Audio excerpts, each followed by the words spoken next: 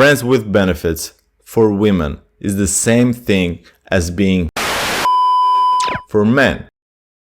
When it comes to romantic interactions between men and women, one factor that you always have to take into account is that if something is very good for one party, it doesn't necessarily benefit the other. And this has been known for a while, but lately, I don't know why, we start to questioning it with some modern theories. But anyhow, in today's video, I will demonstrate in a particular setup why men and women don't benefit from the same constellation. Short answer, because we are different. But to be specific, we'll be talking about friends with benefits concept, and for that we have lovely Anna Akana to assist us. I personally have never been able to make friends with benefits work, or one-night stands, or even just hooking up.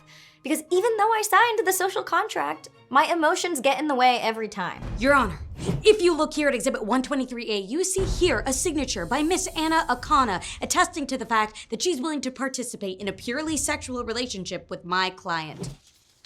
I see that.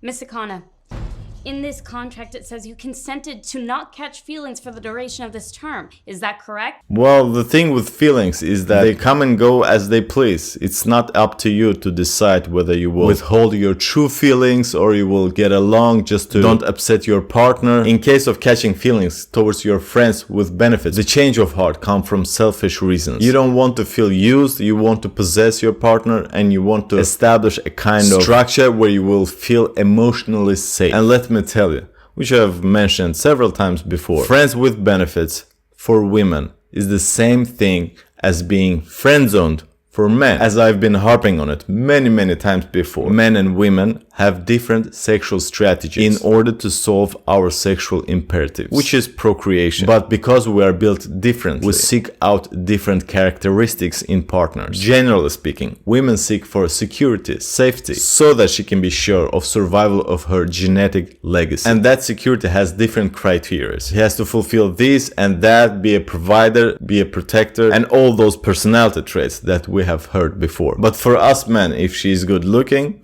if she's ready, if she's down, I'm game. So if you're a guy and stuck in friend zone, you're giving that security and safety for your woman without getting any intimate interaction. And vice versa, if she's stuck in friends with benefits constellation, she's giving up all the goods without having the safety that she's biologically predisposed to seek for. So naturally, friends with benefits don't benefit women most often than not, because sexuality and emotionality is a package deal for most women. If she's sleeping with you, she's damn sure starting to invest in you emotionally. Your Honor, I absolutely did sign that contract, but before I did, I didn't realize how handsome he is! Yes, he's a handsome, sexy little boy. Oh my God, it's like Shane Dawson all over again. I used to think that my inability to be friends with benefits was just my own personal weakness. That it was just me who was thinking with my vagina when it came to trying to have a casual fling with a friend. So of course, I turned to science. Oh, hey there! It's not your personal weakness, it's about your nature. Our biological imperatives are programmed in us. Women seek out quality, whereas men are okay with quantity. So being one of the many women in his roster is not something that appeals to you. You feel cheap, you feel unappreciated. This is why you want to lock him down and make sure that he doesn't soil others' grounds. Good to see ya. The reason why friends with benefits rarely work in the long term is because of the handy-dandy familiarity principle. We are attracted to what is familiar to us. According to several studies, facial attractiveness is positively correlated to both familiarity and typicality, meaning we react positively to the known. Repeated exposure, especially exposure that is intimate or romantic, will lead to strong feelings of affection. Yeah, that is very true for women, but that study was done, I'm very sure, by women for women, and maybe feminine men. Where that theory doesn't hold up is that we men are able to keep separate the sexual and the emotional. Just because I'm sleeping with you doesn't mean that I'm emotionally investing in you. And also men who have options have much better understanding of their needs. And most often than not, the act of emotionally investing into one woman is a conscious choice. something that he is elaborated upon. Is she good towards me? Does she take care of me? Is she a good material for motherhood? Stuff like that. But of course, if you're a less popular man, then you buy into the same narrative, and lacking choices makes you blind to what you really want. So you settle just for the attention. And also about familiarity. Of course, it would make me a robot if I hang out with you for several months and don't like you. There has to be some sympathy towards the person that I'm hanging out and spending time with. And it would sadden me if I lose that person. But that doesn't mean that I'm emotionally, intimately invested in that person. So you're saying it's not my fault? Oh, it's definitely your fault. Your chemistry's fault. There was an entire study done on the topic in 2020, a longitudinal study of friends with benefits relationships. The researchers wanted to explore how these friends with benefits relationships progressed and what predictors made them more or less likely to end happily. So the study was published in Personal Relationships, and it suggests that a friends with benefits relationship only played out how people wanted it to 17% of the time.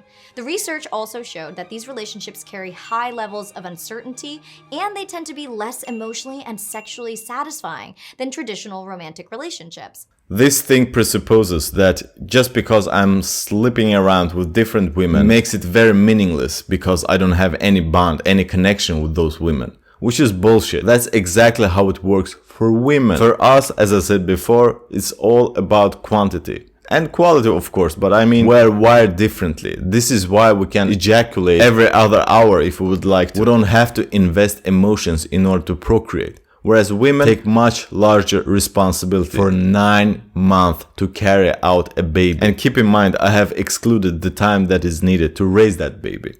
So in the study, 192 people were surveyed at 2 different points in time to figure out what people wanted out of their FWB situation and where they wanted it to go. So out of the 192 people surveyed, 48% hoped that their FWBR would stay the same, 25% of them hoped it would turn into a romantic relationship, 12% wanted it to transition to a regular friendship free of sex, and 4% wanted no relationship at all. The ones who were most likely to see the relationship evolve how they wanted it to were those who hoped it would end in friendship, and 59% of them got that desired outcome. The concept of friends with benefits is tremendous for successful men. They're having all the sexual access that they want without investing any resources in those women. And if a man in such constellation catches feelings towards that woman, most often than not, it's because he doesn't have many options. His self-esteem is shaky and he wants to lock her down in order to feel safe. Quite literally being a woman. And I will have to look at those studies in order to interpret them more clearly. Whereas only 15% of those who wanted it to develop into a romantic relationship actually got what they wanted. The study actually concluded that communication and aligned expectations are critical for friends with benefits relationships to end well. Like any relationship, communication between the two partners played a crucial role in determining their level of satisfaction and how the relationship ended. I am so glad that we were able to stay friends through that arduous, litigious process. It becomes quite comic when you hear the same narrative about communication. That trope is long overdue. The need for communication always arises when there's no attraction between those two parties. Relationships are all about polarity.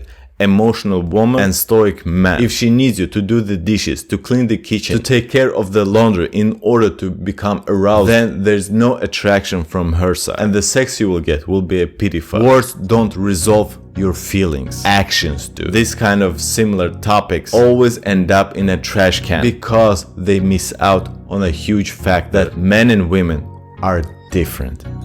You wanna see what friends with benefits think about each other? Watch this video. What's your take on this topic? Tell me in the commentary. But for now, Poppy out.